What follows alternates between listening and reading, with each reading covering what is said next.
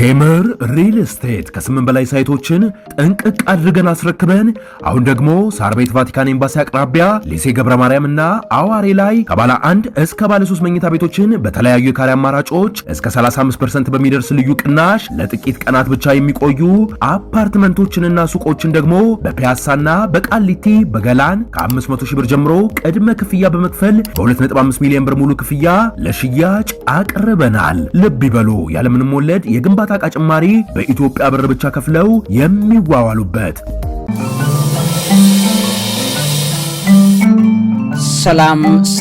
ሰላምና ጤናን ፍቅርን በረከትን ያድልኝ። ክብራትና ክብራን የሣድስ ቤተሰቦቼ እንደምን አላችሁ? እንደምን ቆያችሁልኝ? ዛሬ በጣም አስገራሚ መረጃ ይዤላችኋለሁ። በዓለም ላይ የሌለ ኢትዮጵያ ላይ ብቻ ያለ በሺህ ዘመናት ላይ የጠፋ የነበረ ኦልሞስት በጣም አስገራሚ የሆነ ማዕድን በኢትዮጵያ ተገኝቷል። እነዚህ የሳይንቲስቶቹ ቡድን አዲስ ነገር ነው ሪፖርት ያደረጉት። በጣም በአስደናቂ ደረጃ ኢትዮጵያውያን ኮንግራጁሌሽንስ የሚል ትልቅ ብስራት ነው የተሰማው። በዓለም ላይ የሌለ ነው፣ በአንድ ሀገር ብቻ ነው ያለው። ያው ያ ማዕድን ያለባት ሀገር አውስትራሊያ ናት። ሁሉም ተሻምቶ ከአውስትራሊያ ተፋልሞ ተገዳድሎ ነው ያችን የሚገዛው። ነገር ግን አውስትራሊያ ላይ ያለው በላይ በጣም ንጹህ የሆነ ማዕድን ነው የተገኘው። ኢትዮጵያ ላይ ያለው አስደናቂ ቦታ ላይ ነው የተገኘው። ይሄ የምታዩት ስፍራ ላይ ነው የተገኘው። በጣም በሚገርማችሁ ደረጃ ጥናቶቹ የሚያሳዩትን ቀጥዬ አሳያችኋለሁ። ይሄ ጊዜ ማለት ኢትዮጵያን እግዚአብሔር ብርሃን እያሳያት እንደዚሁ ወገግታዋን እያሳያት ያለ ጊዜ ነው። ገና እነዚህ አይነት በጣም አስደናቂ የተፈጥሮ ሀብቶች እንግዲህ ነገርኳችሁ፣ በኋላ መረጃ ውስጥ ተከታተሉ ታያላችሁ። በዓለም ላይ ኢትዮጵያ ላይ ብቻ ነው ይሄ ያለው ማለት ነው። የሱ አይነት ያለው አውስትራሊያ ነው። አውስትራሊያ ያለው እጅግ ውድ ነው። ከዛ በኋላ አሁን ኢትዮጵያ ውስጥ ደግሞ በዚህ በመገኘቱ ደግሞ ኢትዮጵያን በዓለም ላይ ፕሪሼስ ያደርጋታል። እንግዲህ ይሄ ዜና ከተሰማ 3 ቀን ሆነ። በሚገርማችሁ ደረጃ ኢትዮጵያ በብዙ ሀብቶች የበለጸገችና በብዙ ሀብቶች ውስጥ ያለች ሀገር ናት። ይሄ ግን እጅግ በጣም የተለየ ዜና ነው። ይሄንን ኢንጆይ እንድታደርጉት ነግራችኋለሁ ውድ ቤተሰቦቼ። የተገኘው የከበሩ ማዕድናት ዝርያ ነው። የከበሩ አለቶች ዝርያ ነው። የከበሩ አለቶች መካከል አንዱ አልማዝ ነው። እንደገናም ደግሞ ሌሎችም አሉ እንደምታውቁት። ከነዚህ ቤተሰቦች ወይም ጄምስቶን ከሚባሉ ቤተሰቦች በኢትዮጵያ የተገኘው በዓለም ላይ የሌለ ብቸኛው ሆኗል ማለት ነው። እሱ ብቻ አይደለም፣ በጣም የሚደንቀው ውድ ቤተሰቦቼ፣ በጣም የሚገርማችሁ ይሄ ማዕድን ማለት በመጽሐፍ ቅዱስ ላይ በግልጽ የተቀመጠ ነው። በመጽሐፍ ቅዱስ ላይ በግልጽ ተቀምጧል። ሁሉም ምዕራፉን ቁጥሩን በደንብ አሳያቸዋለሁ። መንፈሳዊ ስጦታ የኢትዮጵያ እንደሆነ ታያላችሁ። እግዚአብሔር እነዚህን አባቶቻችንን በሺህ ዘመናት በዚህ ቦታ ላይ የከበሩ ማዕድኖችን የከበሩ አለቶችን ለዓለም ኤክስፖርት ያደርጉ የነበረበት በጣም ትልቅ ታሪክ የነበራት ሀገር ናት ኢትዮጵያ። ያንን ተመልክቶ በመጽሐፍ ቅዱስ ላይ ሁሉ የተቀመጠውን በደንብ አድርጌ ያሳያቸዋለሁ። ከዛ በኋላ እንዴት ይሄ ነገር የእግዚአብሔር ስጦታችንና በረከት እየሆነ ቀጥሎ ገና ነው። ሳይንቲስቶቹ ሲናገሩ ገና ይሄ ቦታ ላይ እጅግ በጣም ብዙ የሚባሉ ኢትዮጵያ ውስጥ በተለያየ ቦታዎች ሲናገሩ በጣም ብዙ የሚባሉ ዓለም ላይ አሁን ፕሪሺየስ የሚባሉና ሬር ኤርዝ የሚባሉ አሉ። በዓለም ላይ ብዙ የማይገኙ ሬር ኤርዝ የሚባሉ ኤሌመንቶች አሉ። እነዛ በብዛት ኢትዮጵያ ውስጥ እንዳሉ እየተነገረ ይገኛል። እነዚህ አሁን ነው ገና ጥናት እየተደረገ ያለው። እንደምታውቁት ኢትዮጵያ አልተጠና። መሬቷ በቀኝ ግዛት ዘመን ላይ የሌሎቹ እኮ ስለተጠና ነው። ደቡብ አፍሪካ ለምሳሌ በቀኝ ግዛት ዘመን ላይ አጥንተውታል። ለመጀመሪያ ጊዜ ወርቅና አልማዝ ኤክስፖርት እየተደረገ የነበረው በቀኝ ግዛት ዘመን ነው። ስለዚህ ተጠንቷል። የኢትዮጵያ ግን በቀኝ ስላልተገዛች ከዛም በኋላ የተረጋጋ ህይወት ስላልነበራት እንደምታውቁት በደንብ አልተጠናም። አጼ ኃይለ ሥላሴ ሊያስጠኑ የሞከሩትን ዛሬ ላይ ሁሉ የምናያቸው ለዛ ነው። በደርግ ጊዜ ጦርነት ላይ ያሳለፍነው፣ በኢህአዴግ ጊዜ የተሞከሩ ብዙ አሉ እንደምታውቁት። ነገር ግን ከዚህ በኋላ ያለው ጊዜ በጣም ብዙ የሚጠናባቸው ቦታዎች እንዳሉና ብዙ ሀብት ኢትዮጵያ ውስጥ እንዳለ እየተነገረ ይገኛል። እንግዲህ እስቲ ላሳያችሁ፣ አብረን በዚህ ፕሮግራም ላይ ቆይታ እናድርግ። መምህርና ጋዜጠኛ ዐቢይ ይልማ ነኝ። እውቀት ታላቁ እግዚአብሔርን ታከብራለች።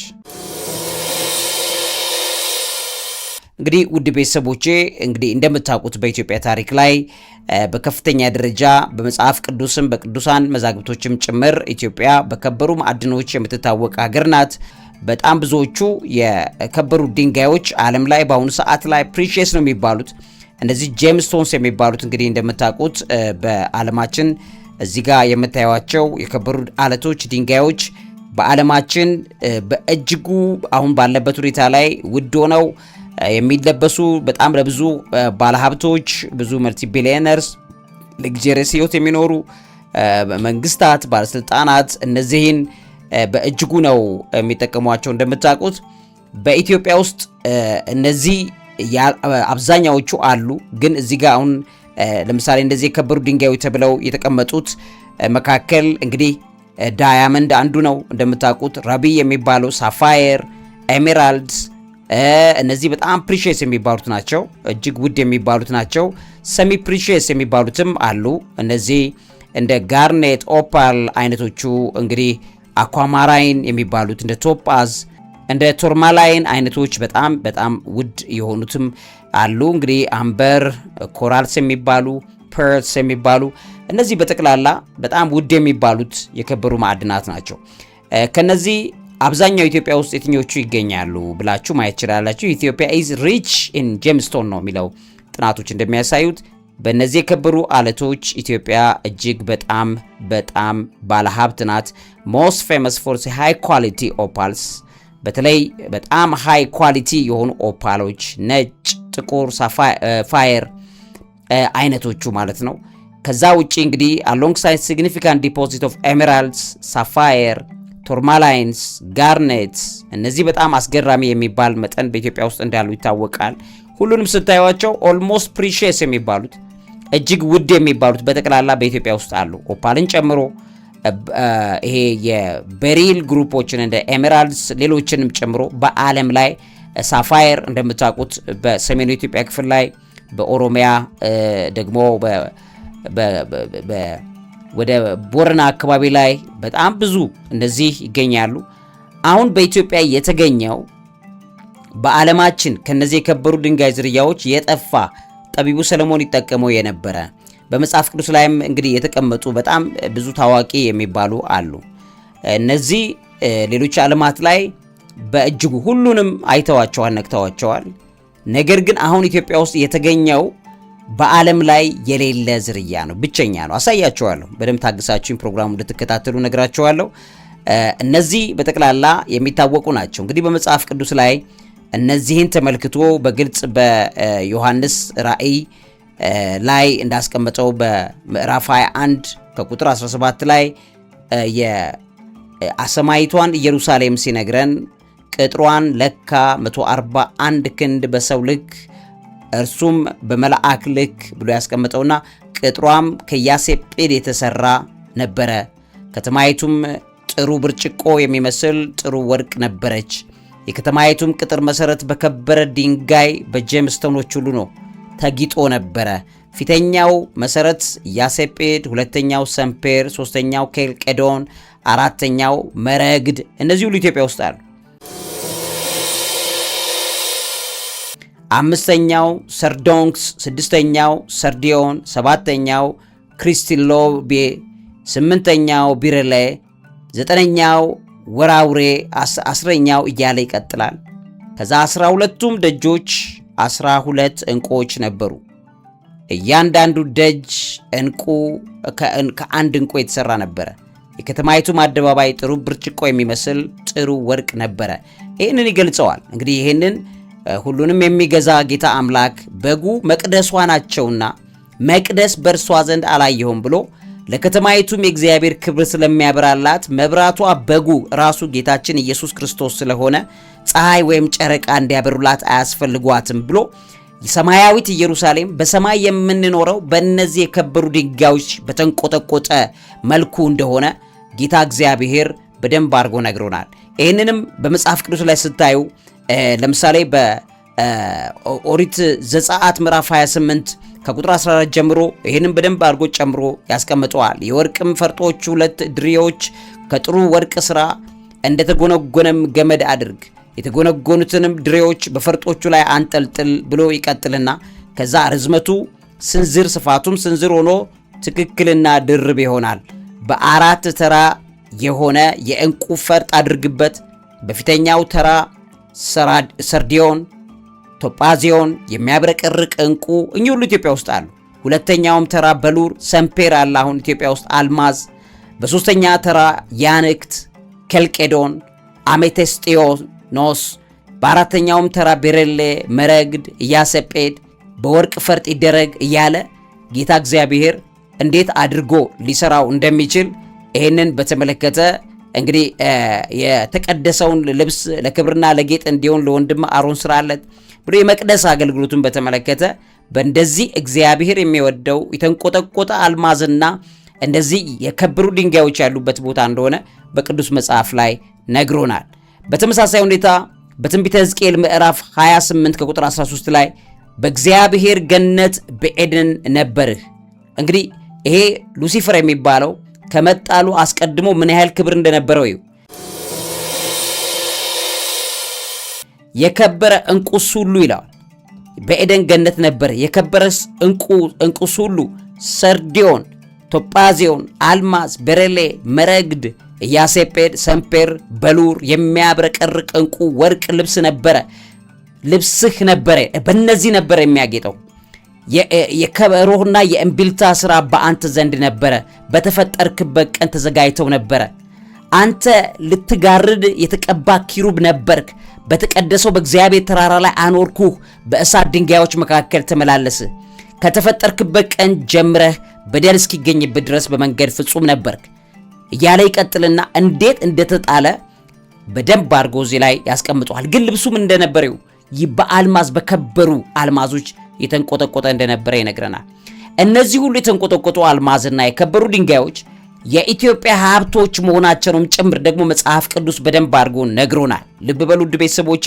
ለምሳሌ በመጽሐፈ ኢዮብ ላይ ይኸውላችሁ መጽሐፈ ኢዮብ ምዕራፍ 28 ከቁጥር 17 ላይ በደንብ አድርጎ ያስቀምጠዋል። እግዚአብሔርን ይገልጸዋል። እዚህ ላይ እንግዲህ አሁን በደንብ አድርጎ ይሄ ከላይ ሲጀምር በእውነትም ብር የሚወጣበት ወርቅም የሚነጠርበት ስፍራ አለ። ብረት ከመሬት ውስጥ ይወሰዳል፣ መዳብም ከድንጋይ ይቀልጣል። ሰው ለጨለማ ፍጻሜ ያደርጋል። የጨለማውና የሞት ጥላን ድንጋይ እስከ ወሰኑ ድረስ ይፈላልጋል። የሰው ልጅ እንዴት አድርጎ ማዕድን እንደሚቆፍር ኢትዮጵያውያን ከጥንት ጀምሮ እንዴት ይሄን እንደሚያደርጉ ይነግረናል። ይኸው ስሙ በደንብ። ሰው ከሚኖርበት ርቀው መውረጃ ይቆፍራሉ አለ። ከሰውም እግር ተረሱ፣ ከሰዎችም ርቀው እየተንጠለጠሉ ይወዛወዛሉ። አሁን እዚህ ቪዲዮ ላይ የምታዩት በጠቅላላ ያንን ነው። Leave it out. Okay. A, it doesn't look nice, but B, it becomes unsecure. Okay. So they push it all back in when they finish. Sure. Yeah. To rehabilitate or to be protect, to be not to be subside. Yes. In the very, very beginning, the whole of that ridge. Yeah. All this, they all were the belts. Very only sort of a few meters in, but now they're having to go quite a long way. Yeah. Yeah.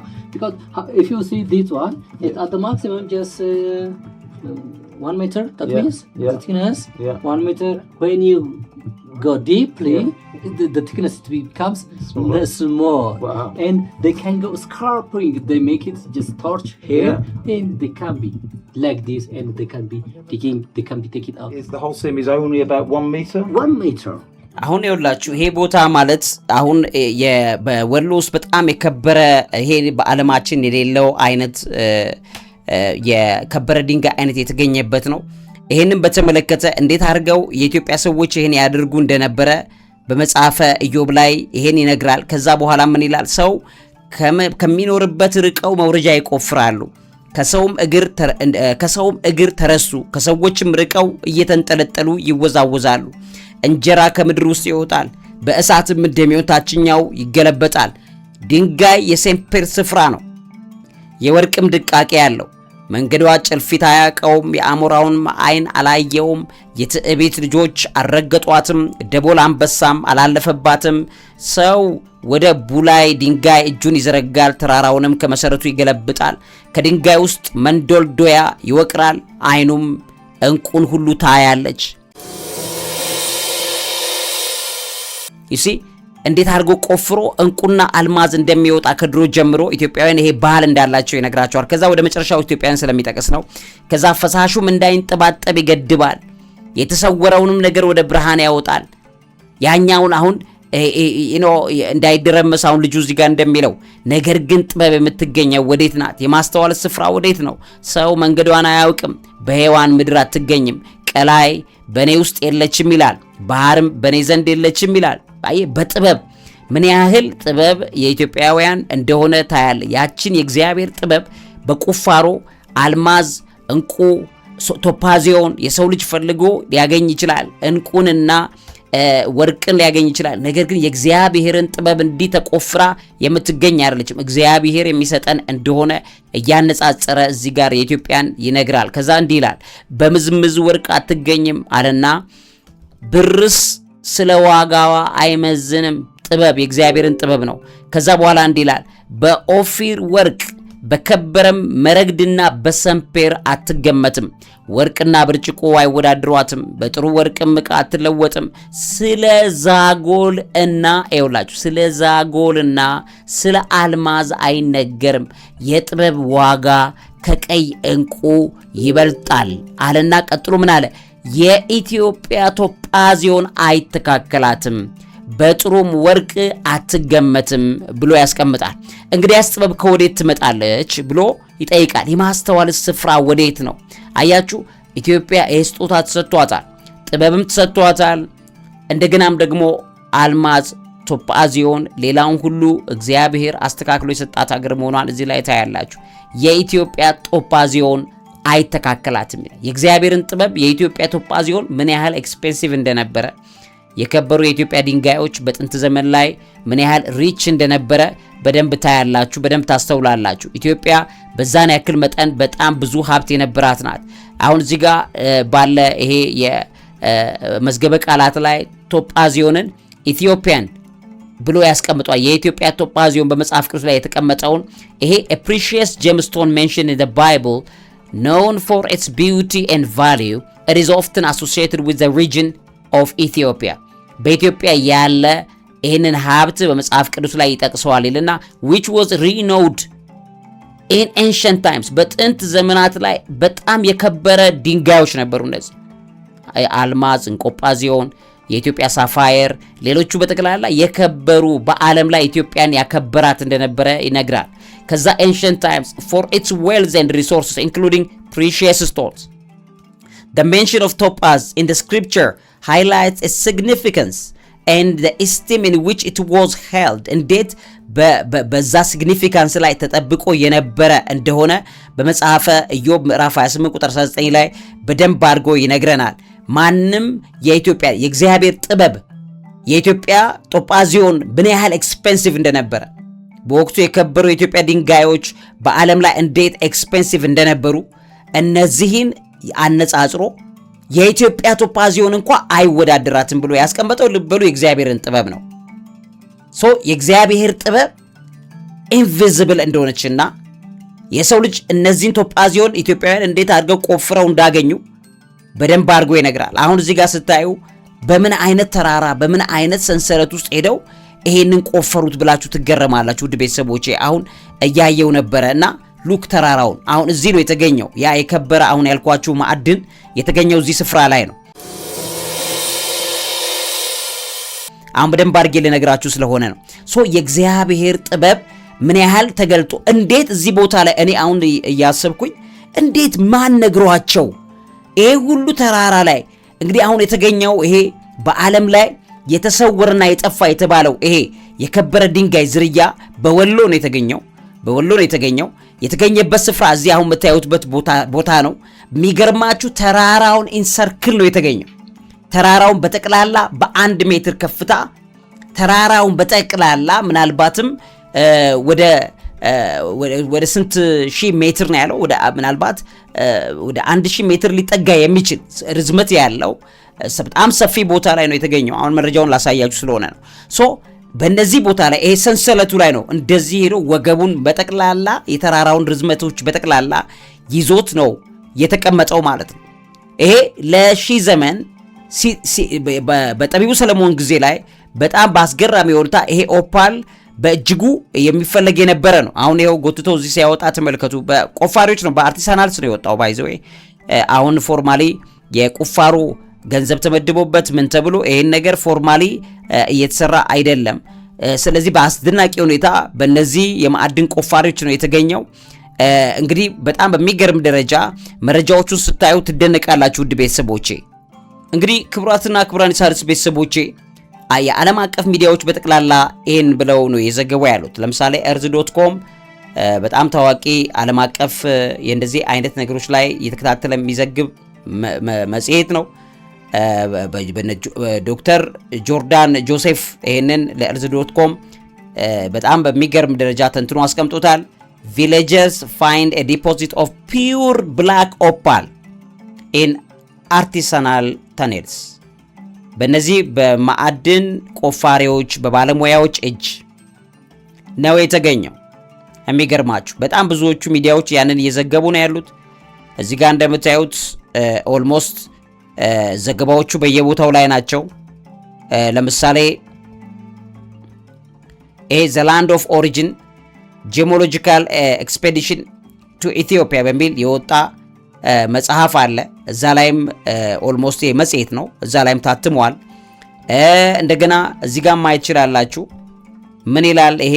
እነዚህ የጄምስቶን ላይ የሚሰሩ መጽሔቶች ዓለም አቀፍ ተቋማት ናቸው። ኒው ዲፖዚት ኦፍ ብላክ ኦፓል ፍሮም ኢትዮጵያ፣ ከኢትዮጵያ የተገኘ አዲስ ዲፖዚት እንደሆነ ንጹህ ኦፓል ነው። በጣም ንጹህ ማለት ነው ውድ ቤተሰቦቼ።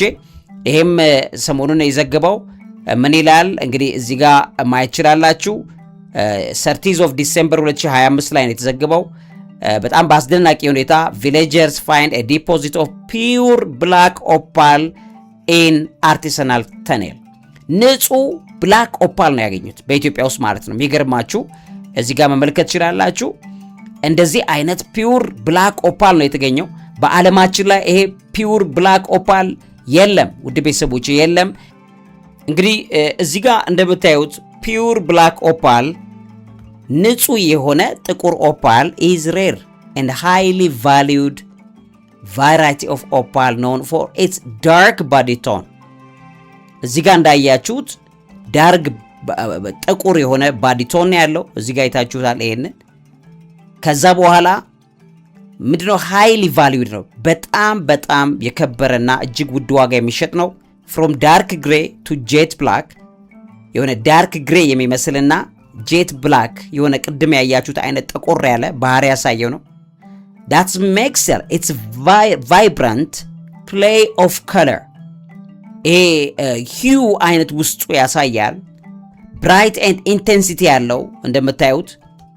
ከዛ በአውስትራሊያ with Australian lighting ridge አውስትራሊያ ውስጥ ብቻ ነው ያለው በዓለም ላይ ማለት ነው። እንግዲህ ይሄ የካርቦን እና አይሮን ዳይኦክሳይድ ትሬስ ኤሌመንቶች ውስጡ እንዳሉበት ሌሎችም ማዕድናት እዚህ ውስጥ እንዳሉ ይታወቃል።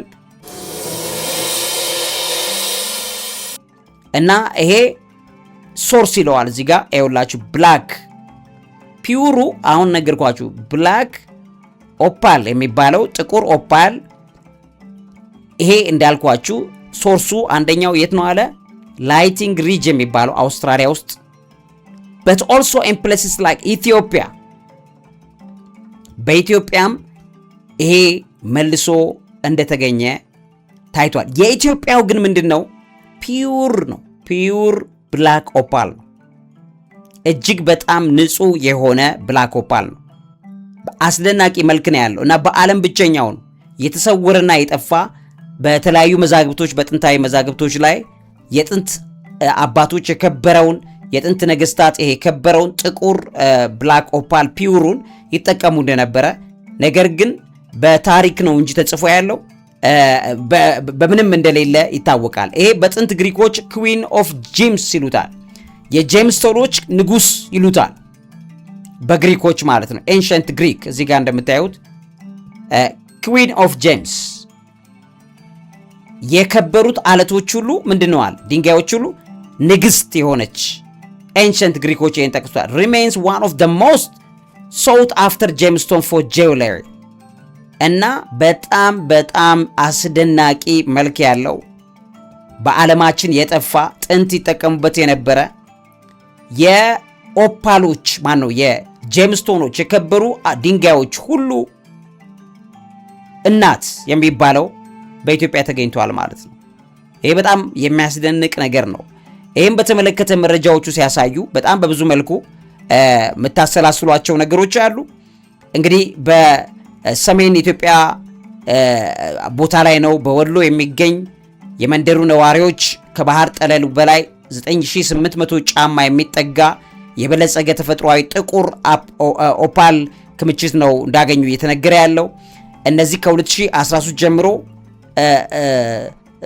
ስታይሽ የሚባለው ቦታ አለ። የስታይሽ ጥቁር ኦፓል አልፎ አልፎ ጣልቃ እየገባ በማዕድን አውጪዎች ይገኛል በሰሜን ኢትዮጵያ ክፍል ወሎ ውስጥ ማለት ነው። ይሄን በተመለከተ ዶክተር ሎሬ ኪፈርት የተባሉት ሰው ጽፈውታል። ይሄን በተመለከተ ከዛ አንድ ደግሞ ጂጂኤል የተባለ ተቋም አለ። ጉቤሊንግ ጌብ ላብ የሚባል ማለት ነው ላቦራቶሪ ነው። ላቦራቶሪው በዚህ በጣም የሚገርም የተራቀቀ የላቦራቶሪ ባህሪ እንዳለው ይነግራል ማለት ነው። ቡድኑ የሚመራው ተቋም ይሄ የተገኘበት ቀበቶ ለብዙ ማይሎች የሚከታተል 2 ጫማ ውፍረት ያለው የኦፓል ተሸካሚ የሸክላ ንብርብር ያለበት ቦታ ላይ እንዳለ መረጃው ያሳያል። እንግዲህ ይሄ በጥንት የከርሰ ምድር ሳይንስ ላይ ኤንሸንት የሚባል ጥበብ ነው። ይሄም እንግዲህ በእጅ የሚቆፈር በዚህም ከ50 እስከ 65 ሜትር ጫማ ከፍታ ያላቸው ዋሻዎች በኮረብታ ተቆፍረው የተገኙበት ቦታ ነው በወሎ። ከዚህ ንብርብር የተወሰዱ አብዛኛዎቹ ኦፓል ቁርጥራጮች በኢንች ደረጃ ተሰብስበው ያሉ ናቸው። ነገር ግን እስከ 10 ኢንች 20 ኢንች የሚያሉ አለቶች አሁን እየተገኙ ይገኛሉ። እንደሚታወቀው መዜዞ የሚባለው ቦታ የማዕድን ቁፋሮ እንግዲህ የብርቱካን ውድ አፕል የሚባለው ብርቱካናማ ቀለም ያለው ኦፓል፣ እንደገና ደግሞ ፒውር ኦፓል ደማቅ ቀለም ያላቸው ብልጭልጭ ያለባቸው ኦፓሎች በዛት እንደዚህ ተገኝተዋል። እንደሚታወቀው በወሎ በ2008 እንግዲህ በወገል ጤና አካባቢ ወሎ ላይ እንደገና አሁንም በጣም በስፋት እየተጠና ያለ ነጭና ክሪስታል ኦፓል የሚባሉት ቮልካኒክ ሮኮች ናቸው። በዚህም ቦታ ላይ እንደገና ተገኝተዋል። ከዛ ነጩ የወሎ ኦፓል የሚባለው የሃይድሮፊን የሚባል አለ ውቅር እና ፖሮስ ኦፓል ይባላል። ትንሽ ሳሳ ያለ ነው። ውሃንም ሶክ ሊያደርግ ሊመጥ የሚችል አይነት ባህሪ ያለው ይሄንንም በዛ ሰዓት ላይ በዚህ ቦታ ላይ ተገኝቶ በጣም በብዙ መልኩ ጥቅም ላይ እየዋለ ይገኛል። አሁን በስታይሽ የተገኘው ሪሰርችና ዶክመንቶቹ እንደሚያሳዩት ኢትዮጵያን ብላክ ኦፓል whose body color came from manganese rich mineral በውስጡ የማንጋኔዝ የበለጸገ እንግዲህ በድሮ ኮምፕሬሽን በሚሰራበት ሰዓት ያው ኮምፕረስ አድርጎ ማንጋኔዝም ሌሎችም ሚነራሎች አብረው ተቀላቅለውን ያን ጥቁር ቀለም የሚያመጡ እና የሚያብረቀርቅ በጣም የሚያምር የከበረ ድንጋይ ማለት ነው። ያንን በተመለከተ በዚህ ውስጥ እንደተቀመጠ ታይቷል። ሌላው የተቀመጠበት ሆሪዞንታል ተኔል ያለበት ስሎፕ ላይ ነው። ቀደም ብዬ እንደነገርኳችሁ በጣም አብዛኛዎቹ ቪሌጀርስ እንግዲህ በዝናባማ ወቅት ላይ ያው ቤታቸው ይቀመጣሉ። ከዛ ድራይ ሲዝን ዝናባማ ወቅት እየሸረሸረ በሚያስወግደው ሰዓት ድራይ ሲዝኑ ሲመጣ እንደገና በዚህ ቦታ ላይ ቁፋሮ ይጀምራሉ። ስለዚህ በከፍተኛ ደረጃ እየተሰማሩ የሚሰሩት ነገር እጅግ በጣም ብዙ ውጤት እንዳመጣ ይታወቃል። እዚህ ጋር እንግዲህ ቲን ክሌይ ብላክ ኦፓል ሌየር እንዳለው ለክሌይ ማለትም የምናየው የሸክላ አፈር ምንጣፍ ከላይና ከታች ምንጣፎች እንዳሉበትና መሃል ላይ ተደርድሮ የተቀመጠ እንደሆነ ታያላችሁ ማለት ነው። ስለዚህ ይሄ ቮልካኒክ አሽ አለው። የኢግኒየስ አለት ዝርያ ኢግኒን ብራይት የሚባል አለ። የነዚህ አለቶች የሚገኙበት ቦታ ነው። ከዛ ሃርድን አድርጎ እንግዲህ ኮምፕረስ ተጭኖ በከፍተኛ ፕሬሸር የተፈጠሩ ነገሮች ናቸው ማለት ነው። ስለዚህ እነዚህ ማዕድናት ተቀላቅለውበት ይወጣል። ኢትዮጵያን ብላክ ኦፓል ኢዝ ዲፍረንት ይለዋል ጥናታዊ ዘገባው። የኢትዮጵያ ጥቁር ኦፓል በዓለም ላይ የሌለ ነው ያልኳችሁ። አንደኛ ያለው አውስትራሊያ ነው። እሱም ፒውር አይደለም። የኢትዮጵያው ግን ፒውር ነው። የዚህ ስታይሽ ላይ የተገኘው ማለት ነው። አሁን ፍጹም ነጭ ነው። ማነው ፍጹም ፒውር ነው። ምንም አይነት ፖሮስ የለው ማለት ይሄ እንዴት ነው ጋዛማ ነገር ገብቶበት የሆነ ፖሮስ እንደዚህ እብጥብጥ ያሉ ነገሮች ውስጡ ነገር የለውም ንጹህ ነው ምን ማለት ነው ለምሳሌ እንትን በሚሄድበት ሰዓት ላይ በኮምፕሬሽን በሚሰራበት ሰዓት ላይ ጋዝ ገብቶ ከሆነ የጋዙ የጓጎለው ነገር ይታያል ሌሎቹ ላይ ይሄ ግን የለው ንጹህ ነው እና ንጹህ ነው ትሪትድ ማቴሪያል ነው በተፈጥሮ በስሎ ተዘጋጅቶ ያለቀለት ነው ከዛ ምን ይለዋል እዚህ ጋር stay clean with no stain ምንም አይነት ስክራች የለውም ምንም አይነት ስቴይን ወይም ደግሞ የበለዘ ነገር የሌለበት ነው ንጹህ ነው በጣም ኤክስፔንሲቭ የሚሆን ማለት ነው እና ይሄን በተመለከተ በኤክስሬይ ፍሎረሰንስ ጥናት አደረጉበት በዚህ ሲያዩት በኦፓሉ ላይ ባሪየም የሚባሉ ንጥረ ነገር 1 ሚሊዮን ፓርቶች በዛች መጠነኛ ክፍል ላይ ወይም ኦፓል ላይ ያንን እንዲያገኙ ይችላል ባሪየምን ማለት ነው በስፋት ያለ ነው ስለዚህ ይሄ ሲታይ በባህሪው የሃይድሮፊን ባህሪው ነጭ ኦፓሎች አሉ ለምሳሌ በወገል ጤና የተገኘው ላይ ያለው የሃይድሮፊን የሚባል ንጥረ ነገር አለው ውስጡ እነዚህ የከበሩ ድንጋዮች ላይ ማለት ነው የሱ ባህሪ በስታይሽ ላይ የተገኘው ጥቁሩ ስቶን ያ አይነት ባህሪ የለውም የሚገርመው ማለት ነው እና ሞር ስቴብል in finishing jewelry በጣም ለማጋጌጥ ያለቀለትና በቃ ዝም ብለ አጋጊጠ መታወጣው አይነት እንደሆነ በደንብ አርገው ያሳያል ከዛ challenge of cutting black opals እንግዲህ እንደዚህ ጥቁር ኦፓሎችን ለመቁረጥ ቻሌንጅ አለው ለምንድነው ራሱን የቻለ የማሽን ባህሪ ልክ እንደ አልማዝ በቀላሉ ማይቆረጡ አይነት እንደሆኑ ያሳያል ጥናታዊ ዘገባው እዛ ላይ በዚህም የተነሳ በጣም ውድ የሆነ ቦታ ላይ ተወስዶ ነው የሚቆረጠው የሚሰራው በዚህም በአለም ላይ በጣም የከበረ እጅግ በጣም ውድ ከሚባሉ እንዲሆኑ ያደርጋቸዋል በቀላሉ የሚገኝ አይደለም ከዛ ጥናታዊ ዘገባው እንደሚያሳየው ይሄ የብላክ ኦፓሉ ኢትዮጵያው ማርኬቱን ሪሼፕ ያደርገዋል ገበያውን እንደገና ነው የሚቀይረዋል እዚህ ጋር collectors once relied on lighting ridge in Australia for black opal ከዚህ ቀደም እንግዲህ ለአውስትራሊያ ላይ ብቻ ነበር ብላክ ኦፓልን ለማግኘት አይገኝም በቃ ብላክ ኦፓል አለ ወይ ሲባል የለም በቃ የአውስትራሊያ ነው በጣም ውድ ነው አሁን ግን ባለው growing second source with its own look ለዚህ ሁለተኛ ሶርስ ተገኝቷል ማለት ነው በጣም የሚገርም ነገር ታያላችሁ የኢትዮጵያ ስጦታ እግዚአብሔር አስቀድሞ ነግሮናል pairing Ethiopian black opal with gold leaning into color patches ልክ ከወርቅ ጋር ተቀላቅሎ ምን ብሎ ለጌጥ ሲጠቀሙት በቃ ነገስታት በጣም የከበሩ ቢሊየነርስ ትሪሊየነርስ እነዚህ አካላት በከፍተኛ ደረጃ የሚጠቀሟቸው ሀብቶች ይሄ እንደሆነ እና ገንዘቦቻቸውን በዚህ የቀየሩ የሚያስቀምጡ መሆናቸውን አይተናል ማለት ነው በጣም ደስ ያለኝ Ethiopian black opal is different በመጨረሻው ዘመን ላይ እግዚአብሔር ለኢትዮጵያ ያዘጋጀላት ብዙ በረከት አለ እነዛም በረከት ሀገራችን ያወቀች አልመሰለኝም ትውልዱም ያን ያወቀ አልመሰለኝም እንጂ እነዚህ በረከቶች እግዚአብሔር እያሳየን ያለበት ዘመን ላይ ስላለን እየነቃን መጸለይ መበርታት በእግዚአብሔር ፊት መንበርከክ ያስፈልጋል እግዚአብሔር ለሰጠን እንደዚህ አይነት ጸጋ ደግሞ እሱን ማመስገን ገና የተደበቁ በጣም ብዙ አንጡራ ሀብቶች የሚወጡበት ዘመን ኢትዮጵያ እየመጣላ ስለሆነ ዛሬ ላይ ያለ ግጭት ዛሬ ላይ ያለ ጦርነት ዛሬ ላይ ያለ ድካም ሁሌ በዚሁ ይቀጥላል ማለት ስላይደለ እየጸለየን እንቀጥላለን ለዚህ አምሮ ምግብ አዘጋጅና አቅራቢ መምህርና ጋዜጠኛ ቢይልማ ቸር ያሰማን እግዚአብሔር የተመሰገነ ይሁን ስለሁሉም ዕውቀት ታላቁ እግዚአብሔርን ታከብራለች ቴምር ሪል ስቴት ከ8 በላይ ሳይቶችን ጠንቅቅ አድርገን አስረክበን አሁን ደግሞ ሳር ቤት ቫቲካን ኤምባሲ አቅራቢያ ሊሴ ገብረ ማርያምና አዋሬ ላይ ከባለ 1 እስከ ባለ 3 መኝታ ቤቶችን በተለያዩ የካሬ አማራጮች እስከ 35% በሚደርስ ልዩ ቅናሽ ለጥቂት ቀናት ብቻ የሚቆዩ አፓርትመንቶችንና ሱቆችን ደግሞ በፒያሳና በቃሊቲ በገላን ከ500 ሺህ ብር ጀምሮ ቅድመ ክፍያ በመክፈል በ2.5 ሚሊዮን ብር ሙሉ ክፍያ ለሽያጭ አቅርበናል። ልብ ይበሉ ያለምንም ወለድ የግንባታ ዕቃ ጭማሪ በኢትዮጵያ ብር ብቻ ከፍለው የሚዋዋሉበት